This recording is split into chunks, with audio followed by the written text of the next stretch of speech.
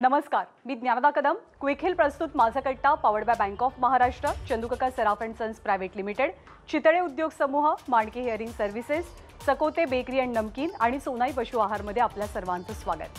राज्याचे उद्योग मंत्री उदय सामंत आज आपल्या कट्ट्यावरती आलेत.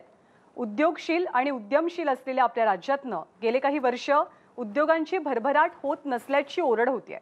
राज्याला प्रगतीपथावरती नेणारे काही प्रकल्प राज्याबाहेर गेले, त्यामुळे आरोप प्रत्यारोप सुरू झालेत. अगदी ताजं उदाहरण आहे वेदांता फॉक्सकॉनचं. 1.5 लाख कोटींची गुंतवणूक आणि तितक्याच रोजगार निर्मितीची क्षमता असलेला महाराष्ट्राच्या उंबरठ्यापर्यंत आलेला हा प्रकल्प आपल्या शेजारच्या राज्यामध्ये गुजरातमध्ये गेला. यानंतर काही बेसिक प्रश्न सगळ्यांनाच पडलेत. एक तर तो प्रकल्प तिथे का गेला, कसा गेला, त्यामुळे किती नुकसान होणार आहे, हे नुकसान आपण भरून कसं काढणार आहोत, काही चुका जर झालेल्या असतील तर त्या कशा सुधाराव्या लागतील, केंद्रानं या प्रकल्पाच्या बदल्यात आणखी एखाद्या प्रकल्पाचं आश्वासन आपल्याला दिलंय का, आणि यापुढे असे मोठे प्रकल्प महाराष्ट्राच्या हातून निसटू नयेत यासाठी आपण आपल्या उद्योग धोरणात तातडीनं काही आमूलाग्र बदल करणार आहोत का, या सगळ्या संदर्भात उद्योग मंत्र्यांशी आपण संवाद साधूया. नमस्कार, आपलं मनापासून स्वागत आहे. उदयजी, महाराष्ट्रामधल्या प्रत्येक माणसाच्या मनामध्ये आत्ता जी अस्वस्थता आहे ती आपल्या हातातोंडाशी आलेला हा जो वेदांत फॉक्सकॉनचा जो प्रकल्प होता, ज्याच्यामुळे 1.5 लाख लोकांना नोकऱ्या मिळणार होत्या, तो सहज तोंडाशी आलेला घास काढून घेतल्याची भावना आहे. आणि त्याच्यामागं सरकारची निष्क्रियता ही मुख्यत्वे कारणीभूत आहे अशी भावना त्यामागं आहे. त्याच्याबद्दल विरोधी पक्षांकडून आरोप होत आहेत. तुम्ही लोक विरोधी पक्षांवर आरोप करताय. याच्यातलं वास्तव हे आहे की आरोपांचं राजकारण होत असताना सर्वसामान्य तरुणांना जो रोजगार मिळणार होता हा या एकतर निष्क्रियतेमुळं, राजकीय साठमारीमुळं त्यांच्या हातून गेलेला आहे. तर या सगळ्या स्थितीला जबाबदार कोण आहे? तुम्हालाच त्याबद्दल जबाबदार का धरू नये? नाही, यातली एक महत्त्वाची गोष्ट अशी आहे की वेदांत नावाचा प्रकल्प येणार आहे त्याच्या संदर्भातली चर्चा देखील झालेली होती. पण जी चर्चा झाली होती ती सांगतात ते बरोबर आहे की परदेशामध्ये चर्चा झाली होती, कधीतरी त्या इंडस्ट्रियलिस्ट बरोबर झाली होती, त्यांच्या एमडींबरोबर झाली होती, त्यांनी जागा देखील बघितलेली होती. पण एक विशेषतः कालपासून जो एक संभ्रम निर्माण केला जातो की हा प्रकल्प त्याचा MOU देखील झालेला होता, त्याचं पॅकेज देखील दिलेलं होतं. ह्या सगळ्या गोष्टी ज्या आहेत ह्या सगळ्या गोष्टी खोट्या आहेत. काय खोटं? असं काही झालेलं नव्हतं. नाही, असं आहे की महाराष्ट्र सरकार आणि वेदांत फॉक्सकॉन यांच्याबरोबर काही ॲग्रीमेंट झालं होतं. त्याच्याबद्दल महाराष्ट्रानं काही गोष्टी त्यांना देऊ केल्या होत्या, त्याच्याबद्दलचे MOU झालेले होते. आणि मग याच्यामध्ये खोटं काय आहे? नाही, तेच मी आपल्यामार्फत महाराष्ट्रातल्या जनतेला सांगतोय की हे कुठचेही MOU झालेले नव्हते. गेले 7-8 महिने ही कंपनी महाराष्ट्र शासनाला सांगत होती की आमचा MOU करा, आम्हाला इन्सेंटिव्ह पॅकेज द्या.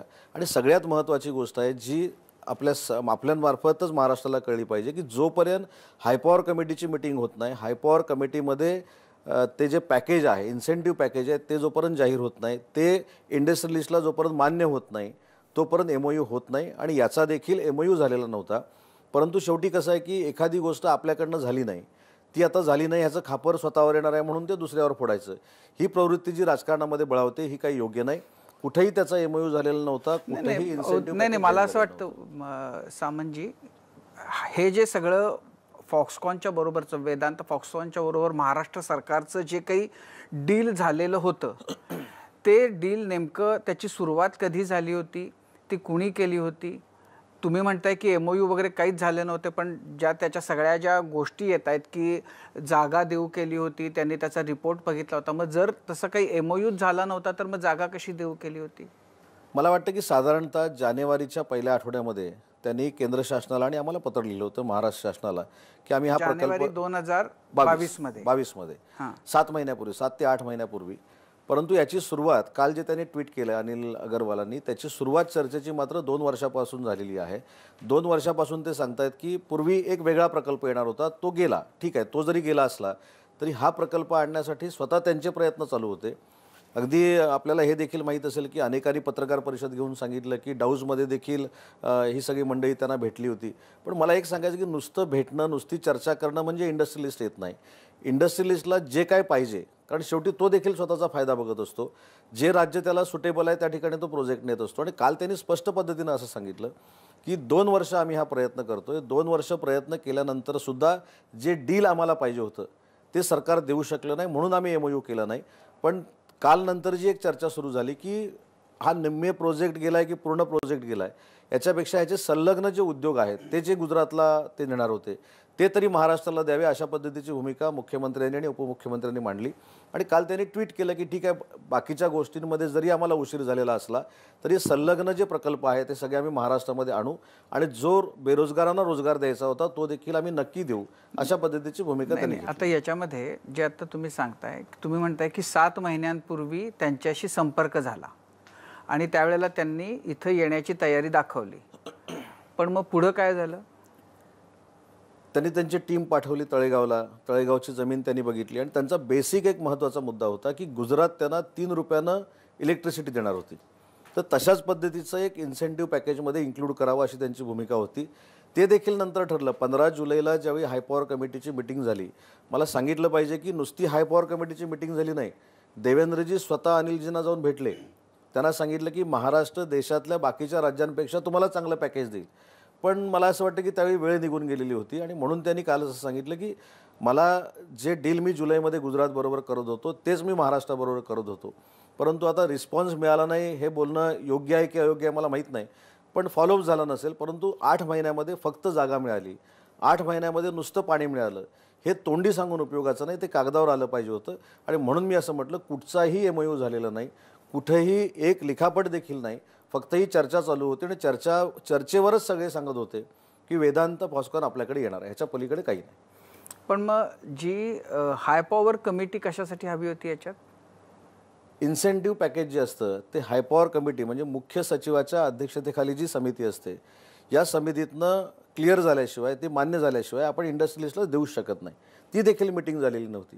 जर हाय पॉवर कमिटीची मिटिंग ही वेळेमध्ये झाली असती, आपण इन्सेंटिव्ह पॅकेज हे वेळेवर दिलं असतं, तर मला असं वाटतं की हा प्रकल्प महाराष्ट्रामध्येच राहिला असता. नाही, आता म्हणजे एकदा हे गेल्यानंतर आता असं दिसतंय की सरकारला तर एकदम म्हणजे खडबडून जाग आल्यासारखी परिस्थिती आहे आणि मग आता हा प्रोजेक्ट येतोय, तो प्रोजेक्ट येतोय, अशा प्रकारच्या गोष्टी सुरू झालेल्या आहेत. पंतप्रधानांशी मुख्यमंत्र्यांचं बोलणं झालं आणि त्यांनी काही आश्वासनं दिली. एअरबसच्या बद्दल तुम्ही प्रयत्न करताय, त्याच्याबद्दलचं वस्तुस्थिती काय आहे? बातम्या आणि आता असं आहे की हव्या तितक्या गोष्टी बोलल्या जात आहेत, नेमकं वास्तव काय आहे? एअरबस येणार आहे महाराष्ट्रात, काय परिस्थिती? एअरबसच्या बाबतीमधला जो प्रोजेक्ट आहे तो मिहान नागपूरला होतोय, नागपूरला होणार आहे. त्याच्यासाठी देखील सेंट्रल गव्हर्नमेंटकडे आम्ही पाठपुरावा करतोय. टाटाच्या कोलॅबरेशन बरोबर हा प्रोजेक्ट येणार आहे. टाटाचे जे एव्हिएशनचे लोक आहेत त्यांच्याशी देखील आम्हाला बोलावं लागणार आहे. आणि म्हणून कुठचाही प्रोजेक्ट, म्हणजे मला इथं एक महत्त्वाची गोष्ट सांगितली पाहिजे की हा तर प्रोजेक्ट आहेच, याच्याबद्दल तर आम्ही चर्चा करतोय. पण काल अजून एक चर्चा झाली, जो BDP नावाचा प्रोजेक्ट आहे ड्रग्सचा, जो रायगडला होणार होता, बल्क ड्रग्सचा, तो देखील निघून गेला असं काही सांगण्यात आलं. पण मला ती देखील तारीख सांगायची की सेंट्रल गव्हर्नमेंटने एक चांगली योजना आखली की कोविडच्या पार्श्वभूमीवर औषधाचा तुटवडा होऊ नये म्हणून देशातल्या 3 राज्यांमध्ये हे पार्क करायचे. 14 तारखेला आम्ही प्रस्ताव पाठवला, परंतु पुढच्या 2 वर्षामध्ये 1 इंच 14 ऑक्टोबर 2020, पण त्याच्यानंतर पुढच्या 2 वर्षात 1 इंच जमीन देखील आपण सेंट्रल गव्हर्नमेंटला दिली नाही. 1 इंच देखील जमीन दिली नाही. जमीन आपण द्यायची नाही, त्यांना फॅसिलिटी द्यायच्या नाहीत, फक्त त्यांच्याबरोबर मिटिंग करायच्या, त्यांच्यावर CSRची चर्चा करायची आणि प्रकल्पाची पुढे MOUची पद्धत पूर्ण करायची नाही. ह्याच्यामुळं BDP जरी दुसऱ्या राज्यामध्ये त्यांनी प्रस्थापित करण्याचा निर्णय घेतला असेल तरी आम्ही एक धाडसी निर्णय घेतला 4 दिवसापूर्वी. हा प्रोजेक्ट आम्ही महाराष्ट्रामध्ये करणार आणि महाराष्ट्राच्या पैशानं करणार. आम्ही ठीक आहे, आम्ही विनंती करू पंतप्रधानांना की आम्हाला तुम्ही इन्सेंटिव्ह द्या, आम्हाला 1000 कोटी रुपये द्या, आम्ही नंतर करू, परंतु त्याला जे काय 4-5 हजार कोटी रुपये लागणार आहेत हे आम्ही स्वतः इन्व्हेस्ट करू. त्याच्यामुळं किमान 50,000 कोटीची इन्व्हेस्टमेंट ड्रग पार्कमध्ये येईल आणि किमान 50,000 रोजगार निर्मिती होईल महाराष्ट्र शासनामार्फत. नाही, आता म्हणजे होतंय असं की तुम्ही ह्या ज्या गोष्टी गेलेल्या आहेत त्याच्याबद्दल ज्या सरकारचे तुम्ही मंत्री होता त्या सरकारवर आता तुम्ही आरोप करताय. त्यावेळेला अर्थात तुम्ही वेगळे मंत्री होता, उद्योगमंत्री कोणीतरी वेगळे होते. पण जर समजा या प्रोजेक्टला बल्क ड्रगच्या प्रोजेक्टला जर समजा जागा दिली नसेल तर जेव्हा तुम्ही आलात काय महिन्या 2 महिन्यापूर्वी त्याच्यानंतरही तो प्रयत्न त्याच्यासाठी काहीतरी करता आला असतं ना? नाही, नक्कीच झालं ना. 4 दिवसापूर्वी मी आपल्याला ते मिनिट्स देखील दाखवू शकतो. तिथले स्थानिक आमदार जे आहेत महेंद्र दळवी, त्यांच्या मतदारसंघामध्ये हा प्रोजेक्ट होतोय. तिथल्या सगळ्या शेतकऱ्यांना मी मिटिंगला बोलवलेलं होतं. त्यांची मानसिकता तयार केली आणि त्यांची मानसिकता तयार कधीच झाली असती. साधा निर्णय होता की गेली 70-75 वर्ष ज्या जागेवर कुळ म्हणून ते शेतकरी वावरत आहेत त्यांना पैसे द्यायचे, त्यांना पॅकेज द्यायचे, एवढा साधा प्रश्न त्याच्यामध्ये होता. आम्ही धाडसानं निर्णय घेतला कारण जी तिथली खोदकी आहे किंवा जे जागा मालक आहेत कोणी हयात नाही, एकही माणूस हयात नाही, हे रेकॉर्डला आहे. आणि असं असताना जर कुळ तिथे कसतंय तर कुळांना पैसे द्यायला काही हरकत नाही.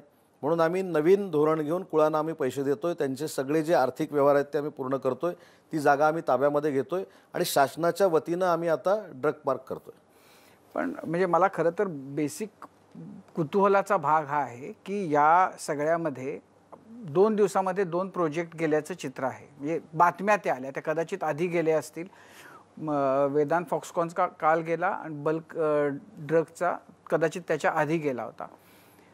तर ह्या म्हणजे आपल्याला रोजगारीचा प्रश्न इतका मोठा आहे, औद्योगिक, आणि हे आपल्याकडचे प्रोजेक्ट्स असे कधी गुजरातला जाणं, कधी तमिळनाडूला जाणं, कधी हिमाचलला, कधी उत्तराखंडला जाणं, हे आता आपल्याला म्हणजे नित्याचं झालेलं आहे. सगळे मोठे प्रोजेक्ट वेगवेगळ्या कारणांमुळं, त्याच्यामध्ये राजकीय कधी हस्तक्षेप असतो, कधी स्थानिक पातळीवरचे प्रॉब्लेम असतात, कधी इन्सेंटिव्हचा मुद्दा असतो, ह्या कारणांमुळं जात आलेले आहेत.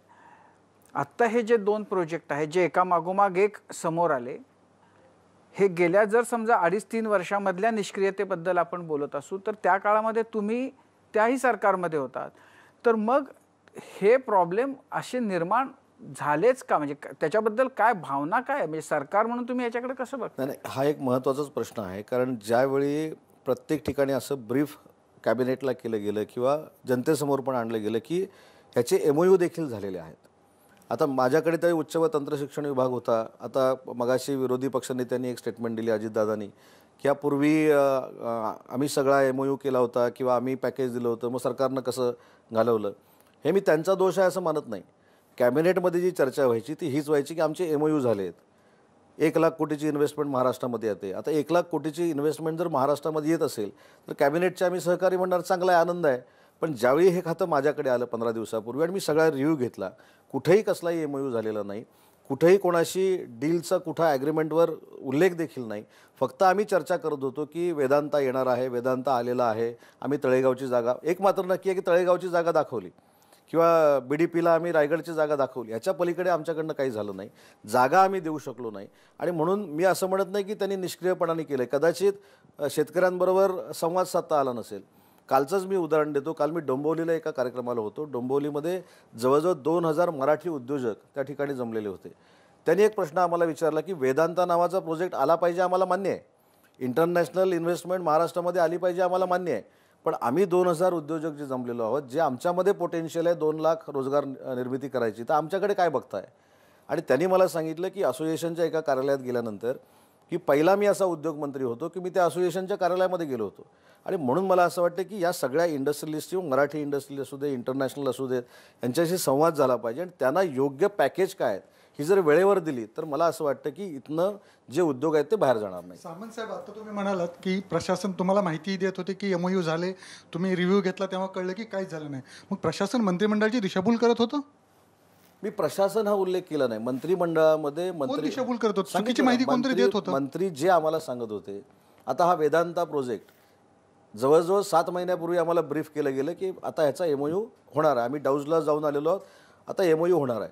आता MOU होणार आहे आणि 1,54,000 कोटीची इन्व्हेस्टमेंट महाराष्ट्रामध्ये येणार आहे आणि 50-60 मुलांना रोजगार मिळणार आहे. ह्याच्यापेक्षा आनंदाची गोष्ट कुठची होऊ शकत नाही. आणि एखाद्या सिनियर मंत्र्यांनी सांगितलं त्याला क्रॉस कशासाठी करायचं, म्हणून सगळं मंत्रिमंडळ, जसं आज अजितदादांचा गैरसमज झालेला आहे, पण ज्यावेळी अजितदादांना हे कळेल की आपण जो MOU झाला आहे म्हणतो हे MOU झालेलाच नाही, त्यावेळी त्यांचा तो गैरसमज दूर होईल. अशा पद्धतीच्या अनेक गोष्टी घडल्या ना, त्याच्यामध्ये आम्ही पण होतो. नाही, पण पुन्हा एकदा महाराष्ट्रात जे काय कालपासनं आरोप प्रत्यारोप सुरू आहे त्यात बऱ्याच गोष्टी आल्या. जसं की 2 मुद्दे होते. त्यातला एक मुद्दा होता की महाराष्ट्राने तर सबसिडी देताना 38,000 कोटीची सबसिडी देऊ केली होती. गुजरातने केवळ 29,000 कोटीचीच सबसिडी दिली. बरं, तळेगावची जागा ही जास्त पोषक आणि जास्त चांगली आहे असा सुद्धा अहवाल होता.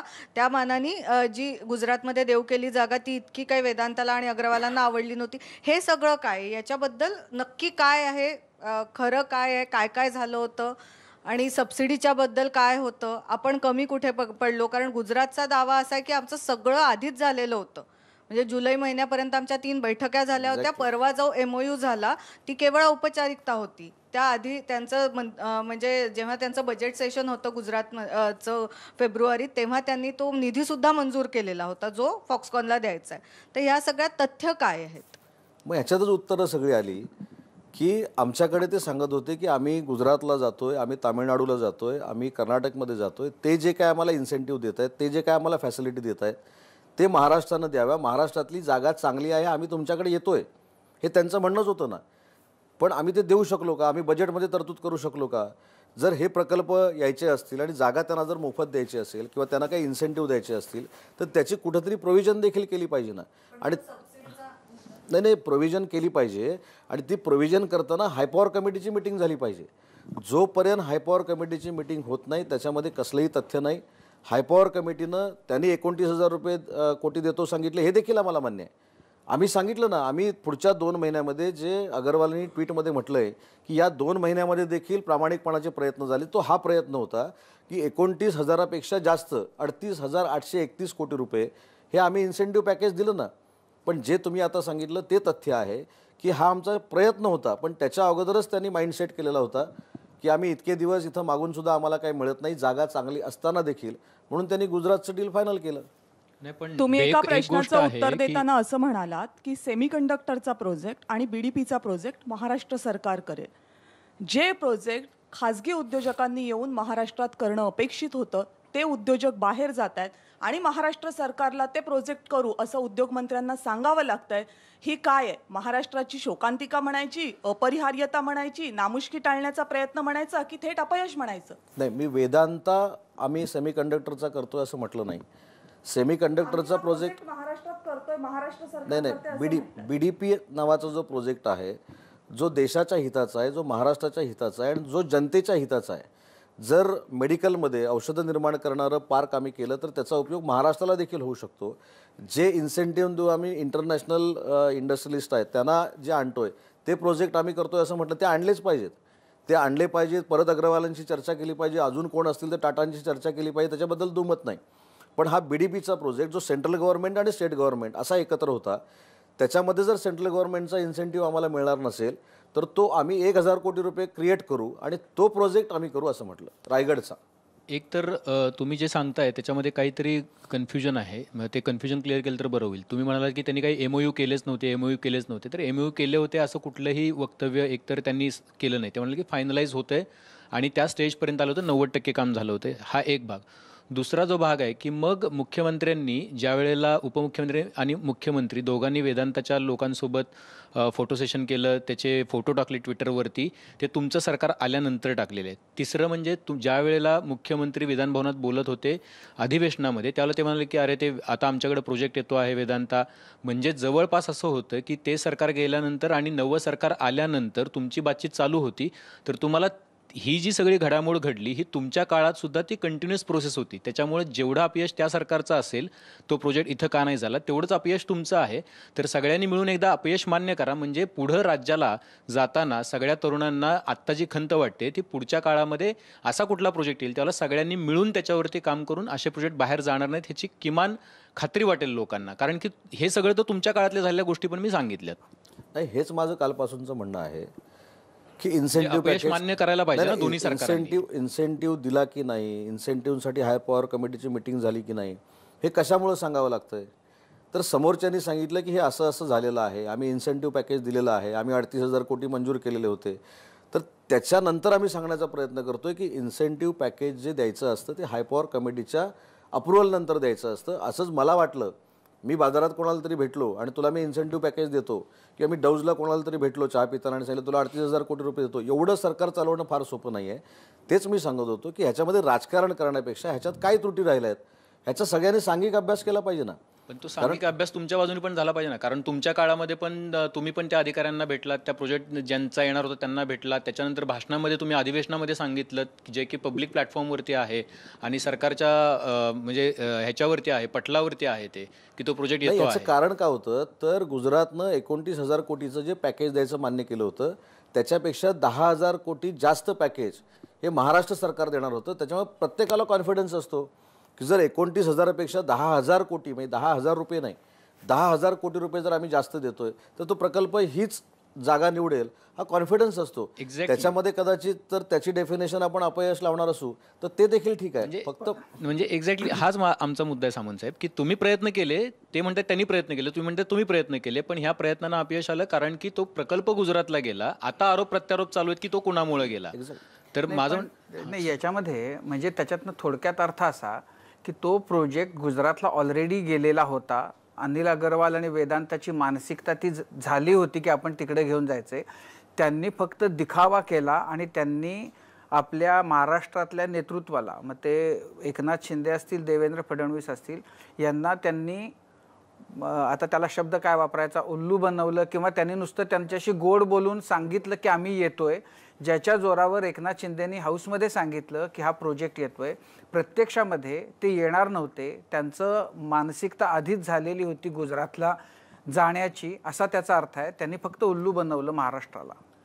तर कालच्या ट्विटवरनं तर असं दिसतंय की त्यांची मानसिकता ऑलरेडी झालेली होती कारण कालचंच त्यांचं ट्विट आहे. परवा रात्रीचं ट्विट आहे आम्ही तिकडे चाललो. तर त्या पार्श्वभूमीवर मग आता ते जे सांगतायत म्हणजे जे होतं ते तर गेलं. आता काहीतरी भविष्यामध्ये मी करू असं जेव्हा ते म्हणतायत तेव्हा अशावर किती भरोसा ठेवावा महाराष्ट्रानं महाराष्ट्रातल्या तरुणाईनं.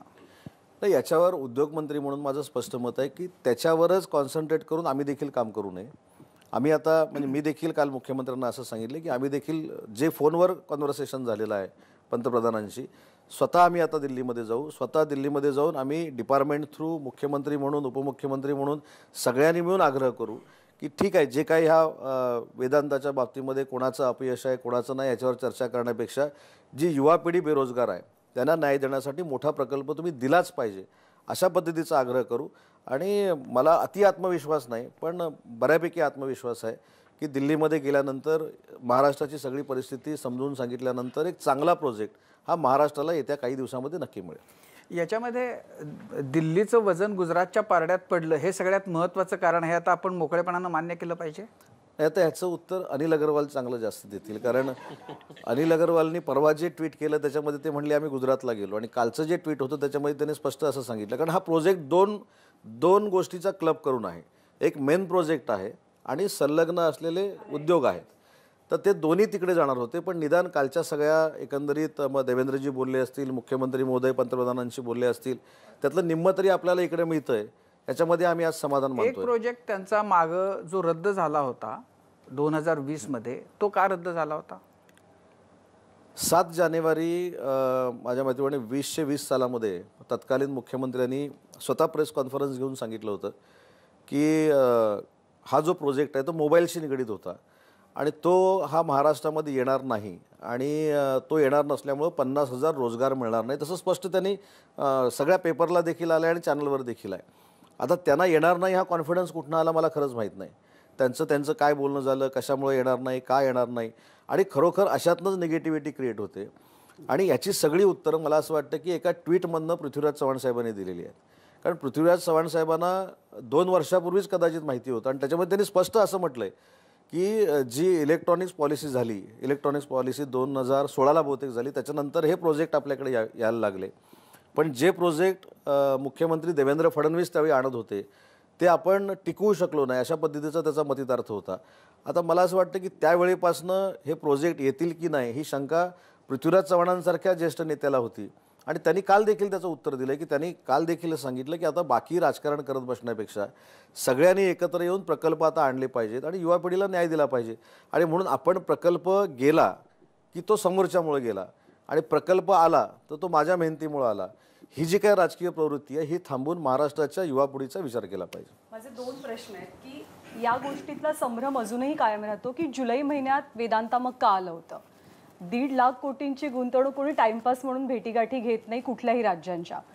तर ते का आले होते मग जुलै महिन्यात? जर आधीच सगळं ठरलं होतं की गुजरातला जायचं, महाराष्ट्र जास्त इन्सेंटिव्ह देत होतं, ते जुलै महिन्यात आले का होते? तर जास्त इन्सेंटिव्ह देत होतं ही फक्त चर्चा होती, कुठेही रेकॉर्डवर नव्हतं. तुम्ही दिलेत ना, तुम्ही म्हणालात ते आता 15 Offer तारखेला केलेत. दिले, 15 जुलैला आम्ही दिले. आणि एकंदरीत त्यांच्या सगळ्या एकंदरीत ट्विटवरनं आणि असं वाटतं की ऑलरेडी त्यांची मानसिकता अशी होती की 7-8 महिने आम्ही जो फॉलोअप घेतलेला आणि त्याच्यातनं आम्हाला काय आउटपुट मिळालं नाही, म्हणून आपण दुसऱ्या राष्ट्राची डील करू. आणि म्हणून कदाचित कमी पैशामध्ये देखील तिथं ते गेले असतील.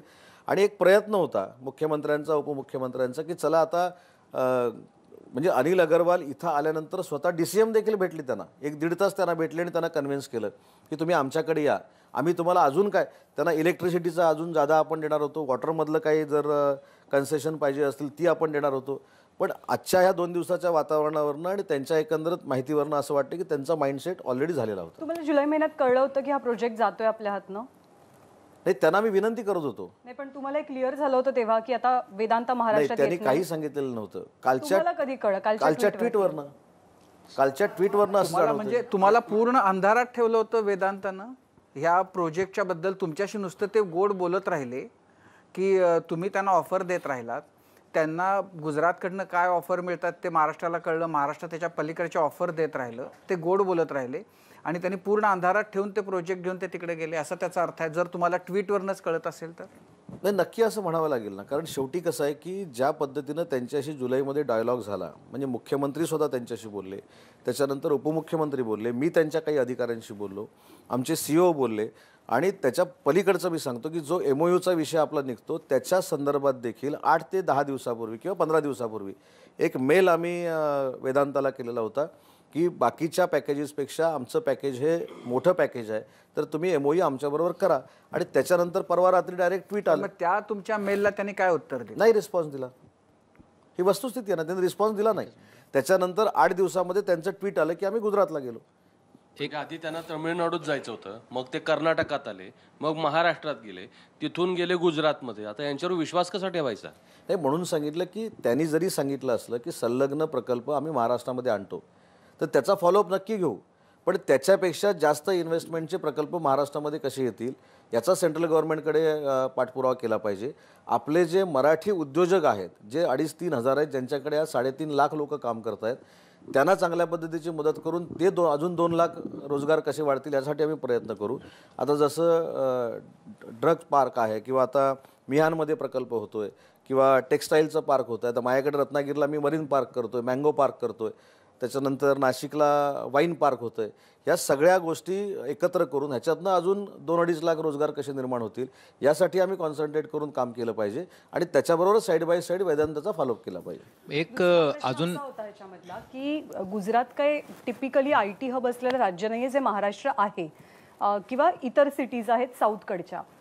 चुका काय झाल्या ह्याच्यामध्ये? म्हणजे आता ह्याच्या पुढे IT संबंधित असलेले मोठाले प्रकल्प राज्यात यावेत यासाठी तातडीचं काही धोरण आणलं जाणार आहे का? सिलिकॉन पॉलिसी वगैरे, किंवा या प्रकल्पात नेमक्या चुका काय झाल्या की ते गुजरातला गेले? नाही, पॉलिसी एक आणली पाहिजे. जर इंडस्ट्रियलिस्ट बरोबर चर्चा झाली आहे तर त्याचा कणका 7.5 दिवसात पडला पाहिजे. जर आपण 7 महिने 8 महिने 10 महिने करत बसलो, त्यांना मार्ग दुसरा मिळतो, ते दुसरीकडे जातात. आणि म्हणून जर इंडस्ट्री आपल्याकडे येणार असेल तर ती किती दिवसात आणायची, तो टाईम बाउंडिंग प्रोग्राम आम्हाला तयार करावा लागेल, त्यांच्याशी चर्चा करावी लागेल, एक टीम तशी तयार करावी लागेल की कायम त्यांच्या संपर्कात राहिली पाहिजे, त्यांच्याशी बोललं पाहिजे आणि हे प्रकल्प जाणार नाही त्याची दक्षता घेतली हे पाहिजे. किमान आधीच्या 3 उद्योगमंत्र्यांनी तरी सांगितलं असेल माझ्या मते. तर मागच्या उद्योगमंत्र्यांनी काय केलं मला माहीत नाही, पण मी तर हा संकल्प केला. त्यांच्याबरोबर माझ्याकडे उच्च व तंत्रशिक्षण विभाग होता, माझ्याकडे उद्योग विभाग नव्हता. परंतु माझ्याकडे जो विभाग होता त्यावेळी मी एक गोष्ट सांगायचो, जी मी प्रामुख्यानं आता 4-5 दिवसामध्ये करतोय, की उच्च व तंत्रशिक्षण विभाग आणि उद्योग विभाग हे जोपर्यंत एकामेकाच्या बरोबर चालत नाहीत तोपर्यंत रोजगार निर्मितीची आपण जे काही संकल्पना मांडतो, प्रायव्हेट सेक्टरमध्ये नोकरी मिळाल्या पाहिजे म्हणून सांगतो, त्याच्यामध्ये काही यश येणार नाही.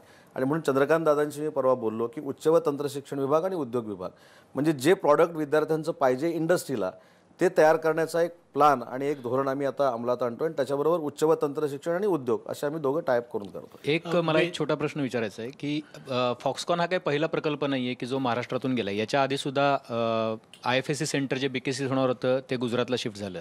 Central board for workers education नागपूरला होणार होतं ते दिल्लीला गेलं. MILचं ऑफिस मुंबईतलं गुजरातला गेलं. नॅशनल सिक्युरिटी गार्ड आणि नॅशनल मरीन पॉलिसी अकॅडमी होणार होती पालघरला, ती द्वारकाला गेली गुजरातला. एअर इंडियाचं ऑफिस ऑलरेडी दिल्लीला गेलं. ट्रेडमार्क पेटंटचं ऑफिस जे होतं ते मुंबईत होणार होतं ते दिल्लीला गेलं. अजून बरीच मोठी लिस्ट आहे. तर हे सगळं अशा पद्धतीचं वातावरण बघून अशी लिस्ट वाचली की लोकांमध्ये असं वाटतं की अरे महाराष्ट्रातून हे सगळे पळून का चाललेत, किंवा महाराष्ट्रातून हे सगळं कुणीतरी पळवून का घेऊन चाललं आहे.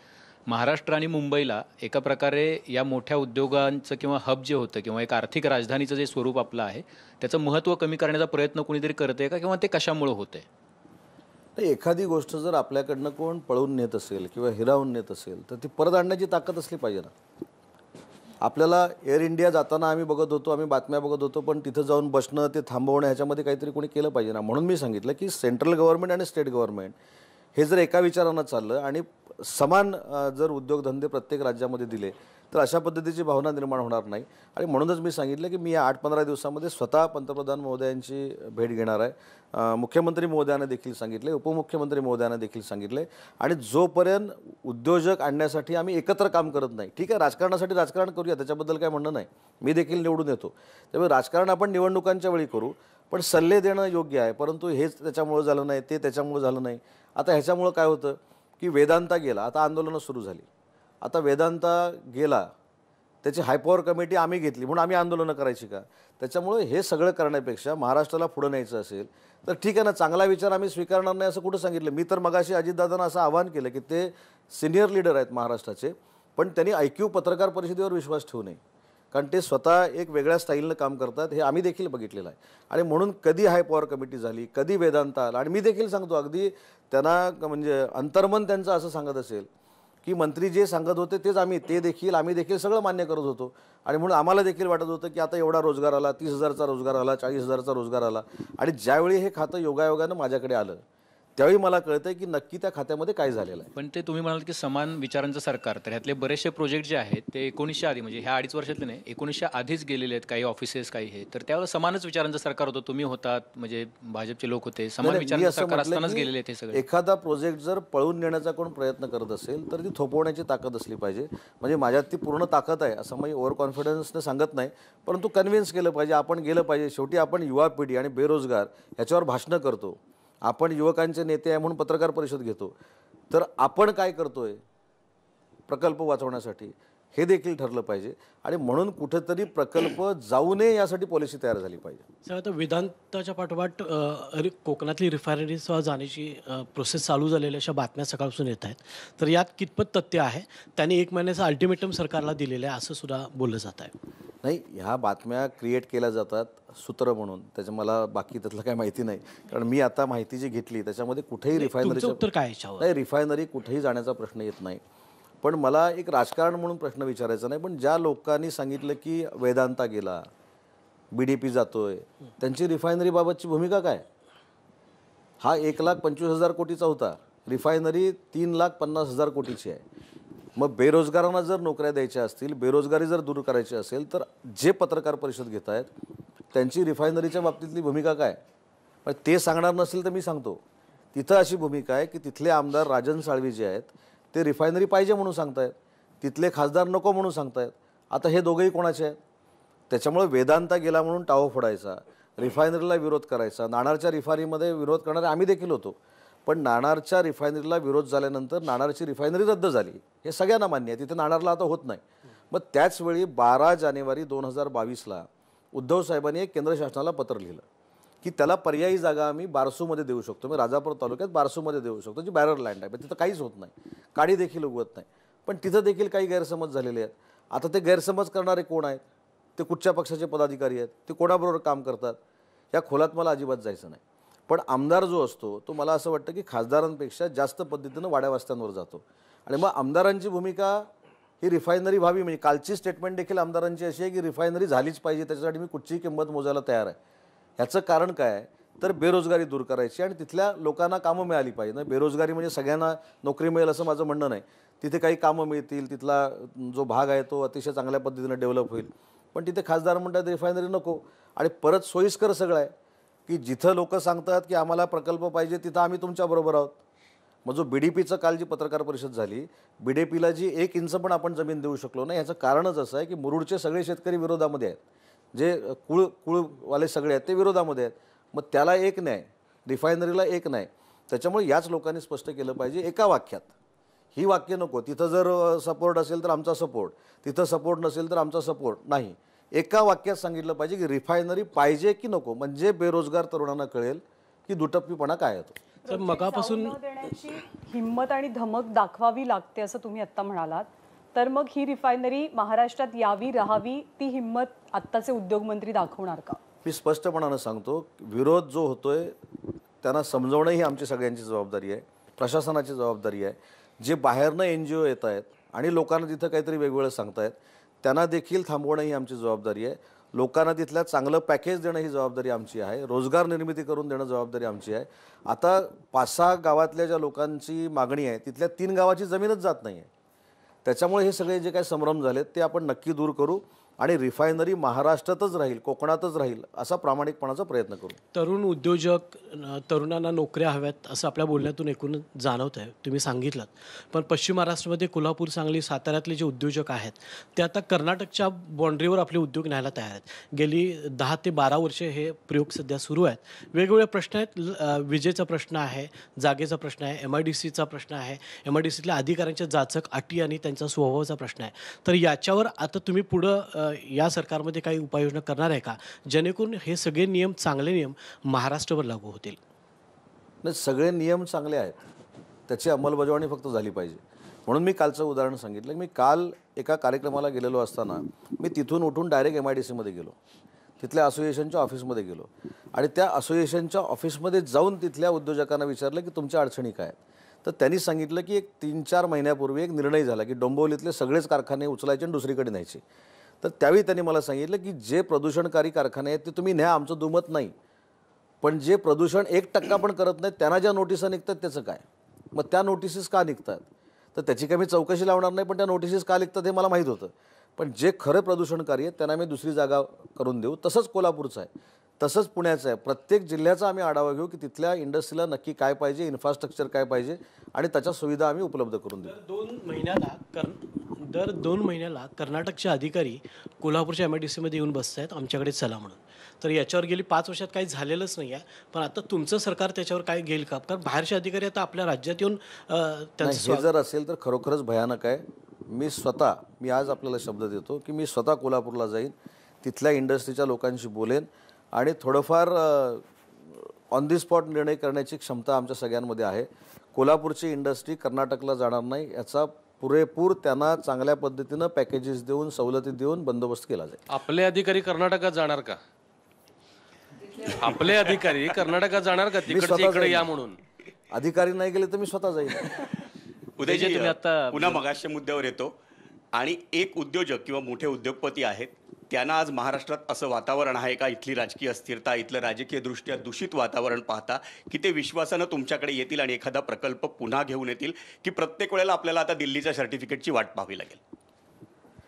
यासाठी राजकारणी म्हणून उत्तर द्या, उद्योगमंत्री म्हणून सांगतो. राजकारणी जे आम्ही राजकारणी आहोत त्यांनी पहिला आधी ठरवून घेतलं पाहिजेत की आम्हाला प्रोजेक्ट पाहिजेत की नको.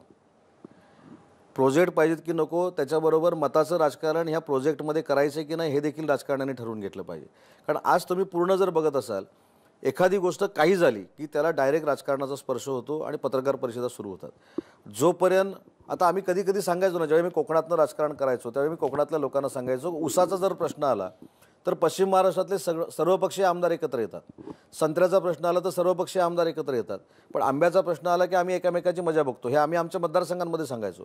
तसंच इंडस्ट्रीच्या बाबतीमध्ये आहे. जर मोठे प्रकल्प आपल्याला आणायचे असतील तर सगळ्या पक्षांनी डायलॉग केला पाहिजे आणि सगळ्या पक्षांचं राजकारण बाजूला ठेवून त्या उद्योजकांकडे बघितलं पाहिजे.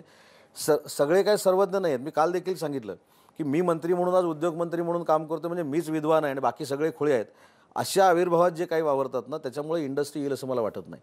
आणि ती जर इंडस्ट्री आणायची असेल तर पत्रकार परिषद घेण्यापेक्षा मला बोलवा ना.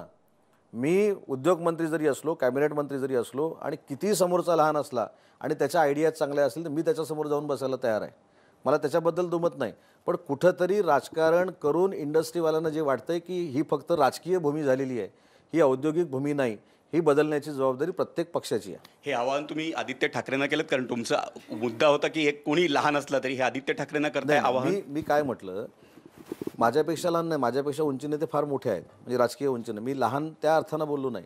मला इंडस्ट्रीच्या पंचायत समिती सदस्यांना बोलवा. चला, मी आज आपल्यामार्फत सांगतो, माझ्या पंचायत समितीमध्ये उद्योग येतोय. या पंचायत समितीमध्ये मंत्री म्हणून तुम्ही आलात तर इथं 500 कोटी रुपयाची इन्व्हेस्टमेंट होऊ शकते. मी पंचायत समितीच्या कार्यालयामध्ये जाऊन त्याला भेटेन. लहान याचा अर्थ मी वयानं लहान नाही म्हटलं, तो गैरसमज नको. उदयजी, तुम्ही एवढ्या सगळ्या जी चर्चा चालली आपली कट्ट्यावरची आणि तुम्ही टाइमलाईन्स सांगता त्या आम्हाला फॉक्सकॉन बद्दलच्या, आता एकदा मनात प्रश्न निर्माण होतो की 30 जूनला मुख्यमंत्री आणि उपमुख्यमंत्र्यांनी शपथ घेतल्यानंतर 60-65 दिवस आपल्याला आपल्या राज्याला उद्योगमंत्री नव्हते, मंत्रिमंडळच नव्हतं. त्यांनी काही थोडंसं नुकसान झालं असेल का? कारण हे सगळे जुलै महिना, ऑगस्ट महिना या काळातच घडामोडी घडत मला होत्या. नाही वाटत, कारण तुम्ही टाइम स्पॅन जर बघितला तर 30 तारखेला एकनाथजी शिंदेनी मुख्यमंत्री पदाची शपथ घेतली, 30 जूनला सॉरी, आणि देवेंद्रजींनी उपमुख्यमंत्री पदाची घेतली आणि 15 जुलैला हाय पॉवर कमिटीची मिटिंग झाली. म्हणजे तिथे उद्योगमंत्री असता नसता त्याची वाट त्यांनी बघितली नाही. आपल्याला तो प्रोजेक्ट आणायचा आहे म्हणून पुढच्या 15 दिवसामध्ये त्यांनी हाय पॉवर कमिटीची मिटिंग घेतली आणि 38,000 कोटी रुपयाचं पॅकेज जाहीर केलं. त्याच्यामुळे मला असं वाटत नाही की उद्योगमंत्री त्यावेळी नव्हता, पण ते खातं कोणाकडे तरी होतं ना दोघांपैकी, त्यावेळी ते उद्योगमंत्री म्हणून काम करत होते.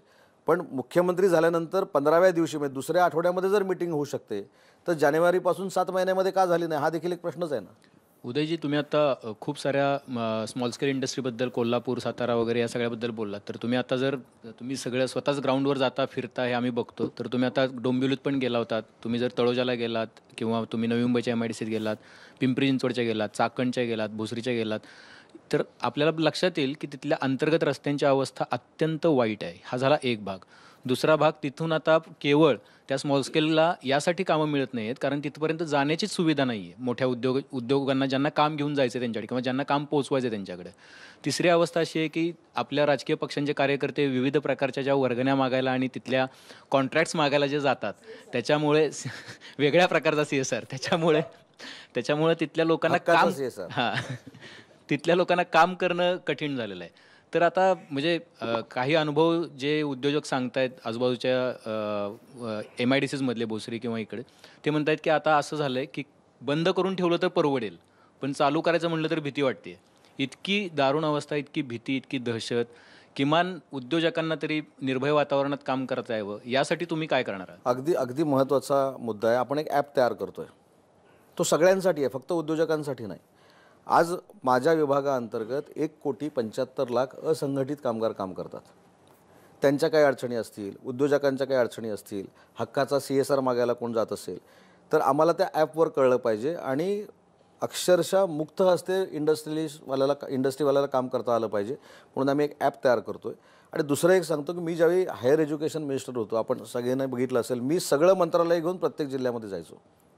आमच्याकडे थोडं असं आहे की आमच्याकडे उद्योग विभागाची कार्यालय भरपूर आहेत. अंधेरीत कार्यालय आहे, वर्ल्ड ट्रेड सेंटरला आहे, मंत्रालयात आहे, फर्स्ट फ्लोअरला आहे, आलोनची ऑफिसेस आहेत. म्हणजे तुम्ही महाराष्ट्राच्या कानाकोपऱ्यात गेलात तर तुम्हाला MIDCचे ऑफिसेस दिसतात.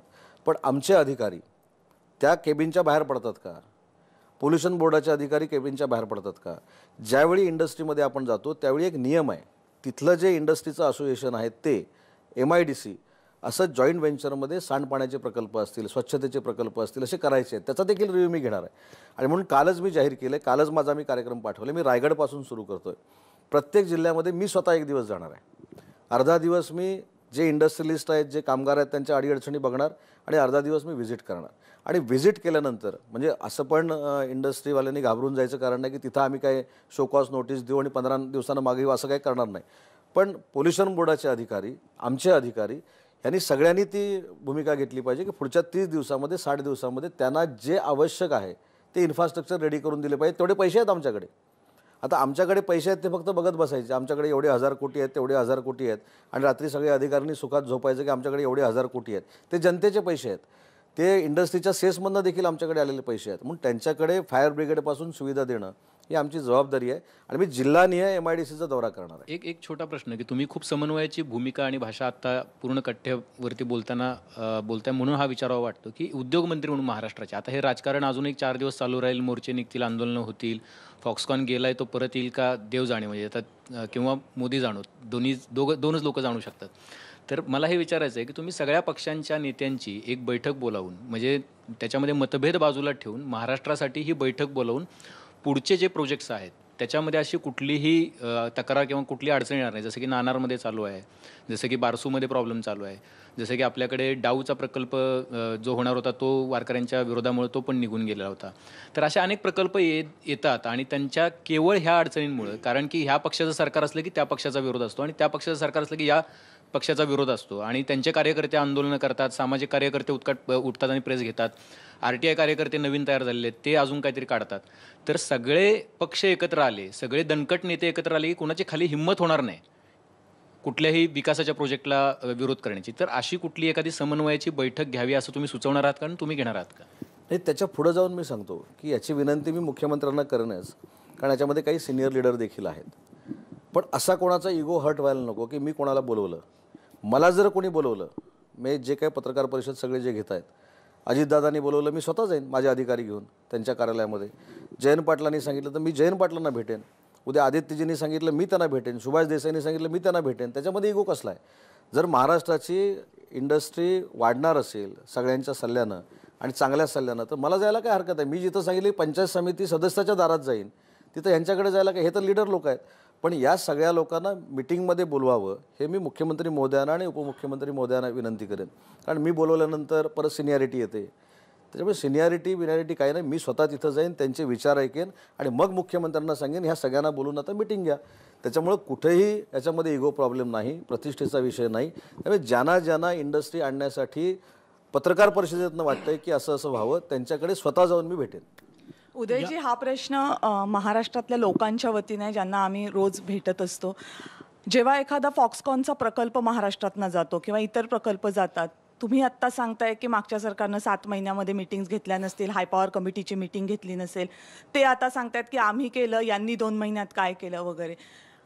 त्या सरकारमध्ये पण तुम्ही मंत्री होतात, भले वेगळं खातं असेल, या सरकारमध्ये पण तुम्ही मंत्री होतात. तुम्ही या सरकारमध्ये असताना त्यांना दोष देताय. लोकांना हे वाटतं की आम्ही तुमच्यावर विश्वास का ठेवावा? ह्या 2 दिवसापासूनचं चित्र हे असंच निर्माण झालेलं आहे. पण शेवटी एखाद्यानं आरोप केल्यानंतर, एखाद्यानं स्वतःची बाजू मांडल्यानंतर खरी वस्तुस्थिती काय आहे लोकांना सांगणं हे क्रमप्राप्त आहे. कारण मगासपासून जे मी सांगतोय की नुसती चर्चा करणं हे काय इंडस्ट्री आणण्यासाठी केलेले प्रयत्न आहेत असं मी भेटला ना, मी कुठं नाही म्हणतो. तुम्ही परदेशामध्ये भेटला, मुंबईमध्ये भेटला, तुमचे उद्योगमंत्री भेटले, ह्याबद्दल माझं अजिबात दुमत नाही, मी ते नाकारलेलं पण नाही. बरं, मी असं म्हणत नाही मी त्यांच्यामुळे गेला असं पण म्हटलेलं नाही माझ्या कुठच्या स्टेटमेंटमध्ये. क्रेडिबिलिटीवर आता प्रश्नचिन्ह नाही वाटत का तुम्हाला? नाही, आम्ही सांगितलं ना, उद्योगमंत्री म्हणून जे काही इंडस्ट्री आणायला करावं लागेल, मग दिल्लीत जावं लागेल, इथल्या इंडस्ट्रीला ताकद द्यावी लागेल, अजून इंटरनॅशनल करन्सी जर आपल्या करन्सीमध्ये कन्वर्ट होणार असेल उद्योग येऊन ते करावं, सगळं करू ना आपण. पण त्याच्यामध्ये ज्या काही गोष्टी, शेवटी कसं आहे की राजकारणामध्ये समोरचा बोलल्यानंतर मी जर गप्प बसलो तर म्हणणार ह्याच्यामध्ये काहीतरी खोट आहे, ह्यांच्यामध्ये काहीतरी दोष आहे. म्हणून आम्ही सरकार म्हणून भूमिका मांडली. माझी भूमिका नाही आहे ती, वैयक्तिक उदय सामंतची भूमिका नाही. उद्योगमंत्री म्हणून माझी भूमिका आहे की जे काय आरोप प्रत्यारोप शासनावर झाले, म्हणजे शिंदे फडणवीस सरकारवर झाले, शिवसेना भाजपच्या सरकारवर झाले, त्याच्यामध्ये नक्की घटनाक्रम काय होता हे जनतेला सांगितलं पाहिजे ना. नाहीतर सारखं कसं आहे की एखादी गोष्ट सारखी खोटी सांगितली तर ती 8-15 दिवसानं खरी वाटायला लागते. आणि म्हणून ती 24 तासात खोडून काढली की बाबा नाही हे असं होतं, हा सांगण्याचा मी उद्योगमंत्री म्हणून प्रयत्न केला आहे. ह्याच्यामध्ये मला, म्हणून मगाशी मी सांगितलं, जरी मी बोललो असलो आणि एखाद्या व्यक्तीच्या विरोधात बोललो असलो असं कोणाला वाटत असेल आणि त्यांनी जरी मला बोलवलं की माझ्या ह्या आयडियाज आहेत, ह्याच्यामुळं 1,50,000 कोटीचा प्रकल्प गेला आहे, पण माझ्या ह्या आयडिया घेतल्यानंतर 5 लाख कोटीचा प्रकल्प येणार आहे, मी त्या आयडिया पण घेईन आणि तो प्रकल्प आल्यानंतर नागरी सत्कार पण त्यांचा करेन. उद्योगासाठी आपण काही करायला तयार आहात. आता आपण म्हटलात आपचं सरकार दिल्लीमध्ये आहे, पंजाबमध्ये आहे. काही महिन्यापूर्वी पंजाबमध्ये सरकार आलं तर उद्योगपतींसाठी, उद्योगांसाठी त्यांनी चांगली धोरणं राबवलेली आहेत. तुम्ही वाचलं असेल, पाहिलं असेल. तर अशा काही चांगल्या धोरणांसाठी तुम्ही बाहेरच्या काही सल्ले घेण्यासाठी इच्छुक आहात का? किंवा तुमच्या डोक्यात अशा काही कल्पना आहेत का जिथं चांगलं सरकार चालतं, चांगले चांगल्या पॉलिसीज जर झालेल्या असतील तर मी स्वतः व्हिजिट पण करून येईन.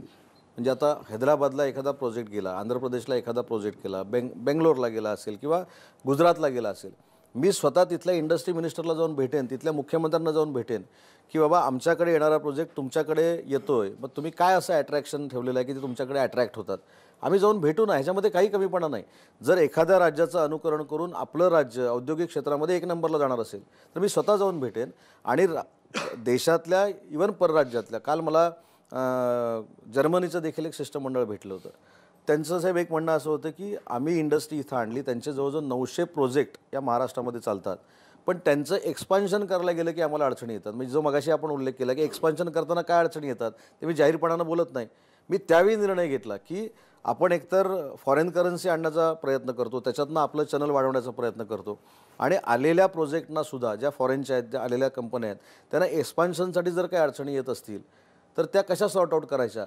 त्यांनी मला काल अगदीच जबाबदारीनं सांगितलं की तुम्ही हे सगळे प्रोजेक्ट आणा, आमचं त्याच्याबद्दल काही दुमत नाही, पण आमचं जर स्ट्रेंथनिंग केलं, आम्हाला जर तुम्ही एक्सपान्शनसाठी जागा दिली तर किमान 2 लाख लोकांना आम्ही ॲडिशनल रोजगार 2 वर्षामध्ये देऊ शकतो.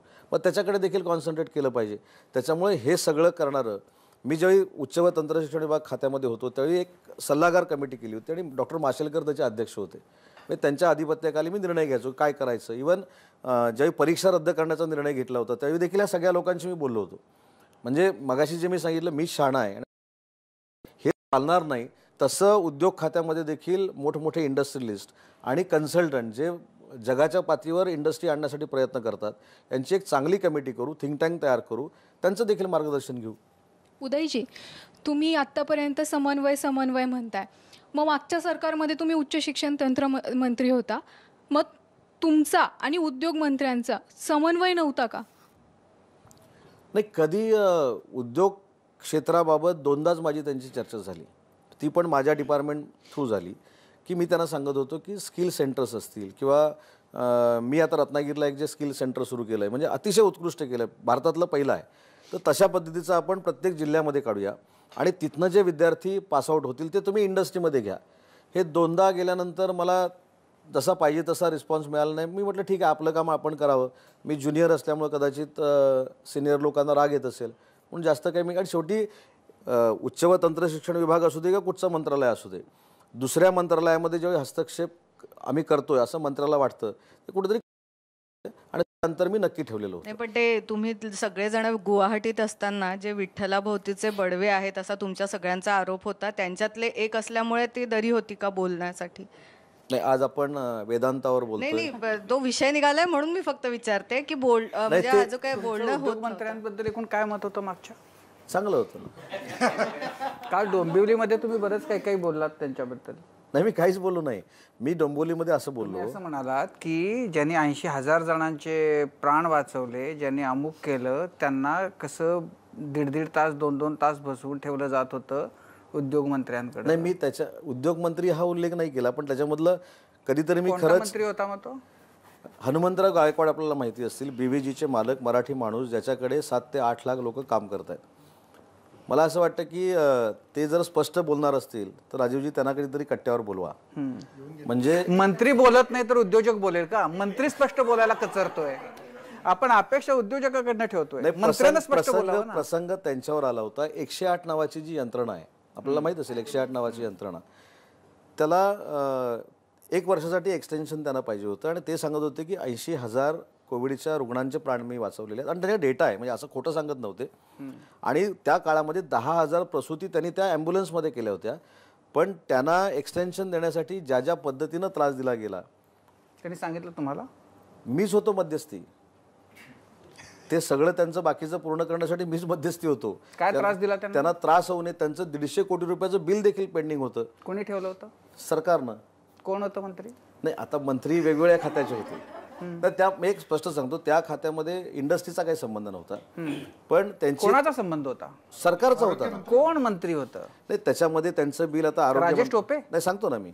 राजेश टोपे आरोग्यमंत्री होते, त्याच्यानंतर मुख्यमंत्री कोण होते, वित्तमंत्री कोण होते, उपमुख्यमंत्री कोण होते, आणि अल्टिमेटली या सगळ्यांकडे त्यांचं काम होतं. म्हणजे थोडक्यात तुमचं म्हणणं असं की उद्धव ठाकरे, अजित पवार, राजेश टोपे यांनी त्यांचे पैसे अडवले होते? नाही, माझं म्हणणं नाही असं, माझं अजिबात काही म्हणणं नाही. त्यांची फाईल कोणाकोणाकडे होते हे मी आपल्याला सांगितलं. आणि त्यांना खूप त्रास झाला. नाही, त्यांना त्रास झाला म्हणजे एक दिवस तर ते ज्या परिस्थितीमध्ये माझ्याकडे आलेले होते हे मी जर महाराष्ट्राला सांगितलं तर उद्योजक वेदांता गेला म्हणून जे काकुळतले होऊन काही बोलतायत त्यांनी हनुमंतराव गायकवाडांवर काय वेळ आणली होती हे त्यांच्याकडनं तुम्ही ऐकावं असं माझं मत आहे. पण तुम्ही सांगा ना, आम्ही त्यांना विचारू परत काय वेळ आली होती. नाही, मी आता सांगितलं आणि परत ते आले ते नाही म्हटली. समोरासमोर झालेलं चांगलं. आणि फॉक्सकॉन आता गेलं, पण साधारण वर्षभरापूर्वी म्हणजे डिसेंबर 21मध्ये इंटेलनं असं सांगितलं होतं की आम्ही भारतात येतो, आमची इच्छा आहे भारतात यायची. आणि अश्विनी वैष्णव जेव्हाचे मंत्री त्यांनी त्याचं स्वागत केलं होतं. आणि आता मागच्या आठवड्यात इंटेलनं असं सांगितलं जी फॉक्सकॉनपेक्षा मोठी कंपनी चिप बनवणारी, त्यांनी आता सांगितलं की आमचा भारतात यायचा काही प्लॅन नाही. तर तुमचा असा काही प्रयत्न आहे का की इंटेलला भारतात आणायचं, फॉक्सकॉनला उत्तर म्हणून? इंटेल असं नाही, महाराष्ट्रात- माझं म्हणणं आहे की ह्या सगळ्या कंपन्या ज्या येत असतात ना, इंटरनॅशनल कंपन्या, म्हणजे माझा जो काही 15-20 दिवसामध्ये थोडाफार अभ्यास झाला त्याच्यातनं असं जाणवतं की केंद्र शासन ज्यावेळी यांना इन्व्हाइट करतं त्यावेळी एखादं राज्य स्पेसिफिक ठरवतं की हा प्रकल्प कुठे द्यायचा.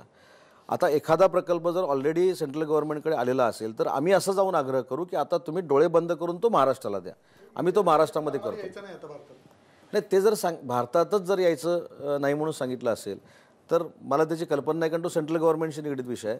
पण अशा अनेक कंपन्या आहेत ज्या सेंट्रल गव्हर्नमेंटला अप्रोच झालेल्या आहेत, त्यातल्या काही कंपन्या महाराष्ट्रामध्ये आम्ही आणू. सर, आता 1,00,000 नोकऱ्या गेलेल्याच आहेत, बरोबर आहे. असं आश्वस्त करू शकता काय महाराष्ट्रातल्या तरुणाईला की आता तुमच्याकडे 2 वर्ष बाकी आहेत, या 2 वर्षांमध्ये किती लाख नोकऱ्या तुम्ही आणणार आहात, किती हजार नोकऱ्या आणणार आहात, कधीपर्यंत आणणार आहात, तुम्ही काय डेडलाईन देऊ शकताय? माझा विश्वास कामावर आहे आणि मी बऱ्यापैकी त्या पद्धतीनं वागतो. वेदांतामधनं जेवढ्या नोकऱ्या गेलेल्या आहेत त्याच्या 2 पट नोकऱ्या महाराष्ट्रामध्ये आणण्याची जबाबदारी आज जाहीरपणानं तुमच्यासमोर सांगतो. आणि पुढच्या वर्षी याच तारखेला, म्हणजे आव्हान बिव्हान नाही, तर जर मला राजीवजींनी ह्या ठिकाणी बोलवलं तर नाव, मोबाईल नंबर आणि कुठं नोकरी लागली याचा सगळा चार्ट मी तुमच्यासमोर आणि महाराष्ट्राच्या समोर ठेवेन. त्याच्याबद्दल अजितदादा आज असं म्हणाले की नुसतं गाजरं दाखवण्याचे धंदे आहेत, हे काय प्रत्यक्षात त्यातलं काही होणार नाही, ते जर तुम्हाला करायचं असेल तर ते वेदांताच घेऊन या असं प्रत्यय आज बोलले. अजितदादा हे विरोधी पक्षनेते आहेत. काल नाना पटोले साहेब देखील बोलले. ते तर म्हणाले की मुंबईच आता घेऊन जातील, आता तीच सांभाळत. नाही, हे कशासाठी बोलतात त्याला कारण आहे. हे जर बोलले नाहीत तर उद्या असा संभ्रम महाराष्ट्रामध्ये निर्माण व्हायचा की हे देखील शिंदेंच्या संपर्कात आहेत की काय.